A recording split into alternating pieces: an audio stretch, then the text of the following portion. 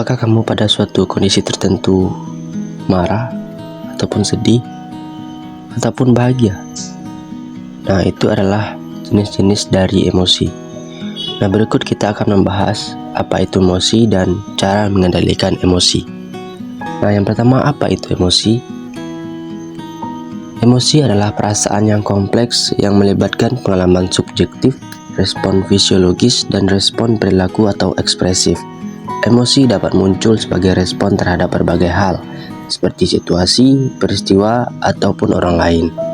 Nah, apa jenis-jenis emosi? Nah, tadi di awal video sudah disampaikan, seperti marah, sedih, dan bahagia. Nah, berikut penjelasan lengkapnya. Yang pertama, bahagia.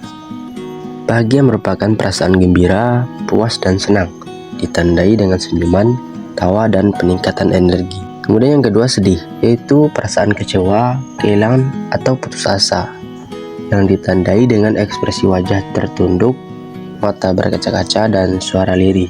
Kemudian jenis emosi yang ketiga yaitu takut, yaitu perasaan cemas ataupun khawatir akan ancaman, ditandai dengan detak jantung yang semakin cepat, keringat dingin, dan keinginan untuk menghindar. Kemudian yang keempat, marah, yaitu perasaan ketidaksenangan atau frustasi yang intens, ditandai dengan ekspresi wajah tegang, suara keras, dan peningkatan denyut nadi. Kemudian yang kelima, jijik, yaitu perasaan tidak suka terhadap sesuatu yang dianggap menjijikan, yang ditandai dengan ekspresi wajah seperti mengerutkan hidung dan memalingkan muka. Kemudian jenis emosi yang terakhir yaitu terkejut, yaitu perasaan kaget atau heran yang tiba-tiba, yang ditandai dengan mata terbelalak, mata terbuka, dan mulut terbuka, dan gerakan refleks mundur. Nah, itulah jenis-jenis dari emosi. Sekarang kita masuk kepada yang paling penting, yaitu bagaimana cara mengendalikan emosi. Yang pertama adalah memilih situasi. Hindari situasi atau keadaan yang dapat memicu emosi. Seperti misalnya jika kamu mengalami emosi saat terburu-buru, maka hindarilah situasi yang mengakibatkan kamu nantinya akan terburu-buru. Kemudian yang kedua, tenangkan diri.